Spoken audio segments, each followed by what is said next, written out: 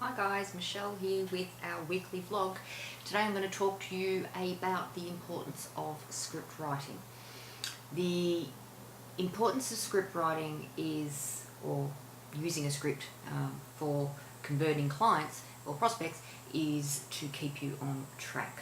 Whether you're doing it over the phone or your sales process is face-to-face, if you're not using some sort of outline or structure, you can veer off the track and sales can be lost. It's no different to any of the other systems in your business. They're there for a reason. So I'm going to talk to you a bit about the different structure or different steps in delivering your pitch. Step one is your opening statement. The purpose of this is to get some interest from the prospect, from the person you're speaking to, such as, for example, if I was speaking to somebody, I might say, it's Michelle calling from Time to Bloom. We specialise in helping women in business with their client acquisition process. So it's framed in a way that is positive, and they're not going to say no thanks, not interested, because they don't fully know what it is I'm talking about. So a client acquisition process is a nicer way of saying sales.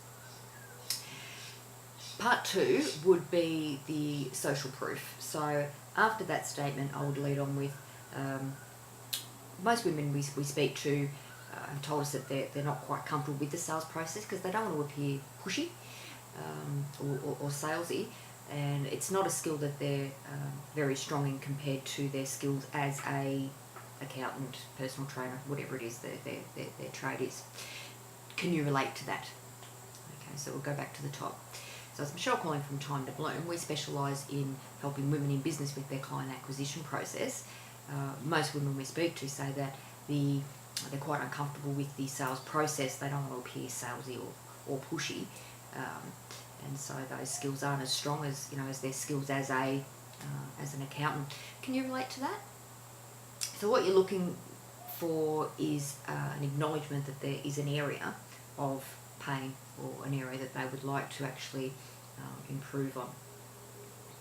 If they say yes, they can relate to that. The next section would be some exploration questions. So, for example, do you mind if I ask you a few questions to see if our program could actually help you with that problem? They will say yes. The questions are designed to open them up about where they are now and where they would like to be. So it might be, for example, what sort of percentage of your sales do you or your presentations do you convert at the moment? And let's say, for example, that was at 40%. Okay, and what would you like it to be?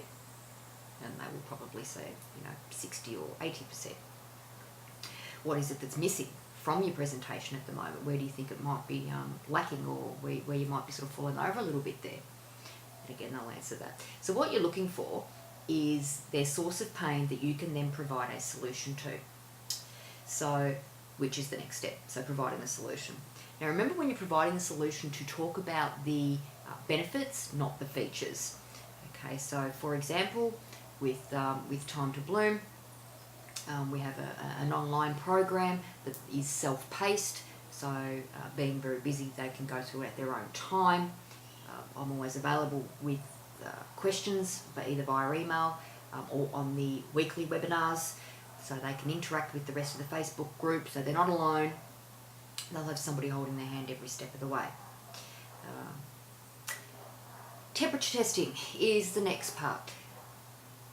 Temperature testing is a question designed to test if they're ready to commit, ready to move forward with you. So that might be, from what we've discussed so far, can you see how our program will help you become more comfortable with the sales process and therefore increase your conversion rate? If they say, yeah, no, that sounds fantastic, you're ready to move forward. If they say, yeah, maybe a little bit, then they're still not quite there. So you need to find out what's holding them back, what more information do they need, etc. That goes into probably more than the objection handling section, which is another whole section which we'll cover another day. So the next section then is going to the commitment, or as some people call it, the close. It is really the beginning of your relationship, so we'll call it the commitment to move forward.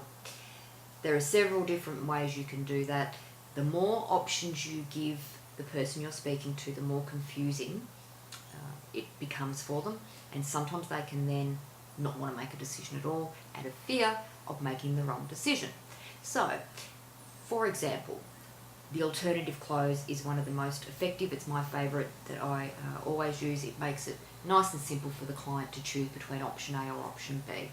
For example, I might say, okay, now we have a 6-week program, completely online, self-paced, or we have the silver version or silver package, which is the same as the bronze version, but you also get the weekly webinars. Which would you prefer?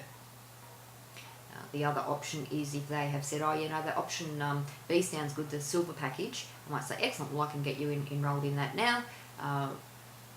Would you prefer pay by Visa or MasterCard? So, again, it helps with making a nice seamless transaction for them. All of this stuff is covered in a lot more detail in our programs. So check out the packages of which one might suit you guys. If you've got any questions, you're also welcome to email me or give me a call, and I'll be happy to go through the different options with you and see which one suits your needs, whether it be A or B. There's an alternate close for you.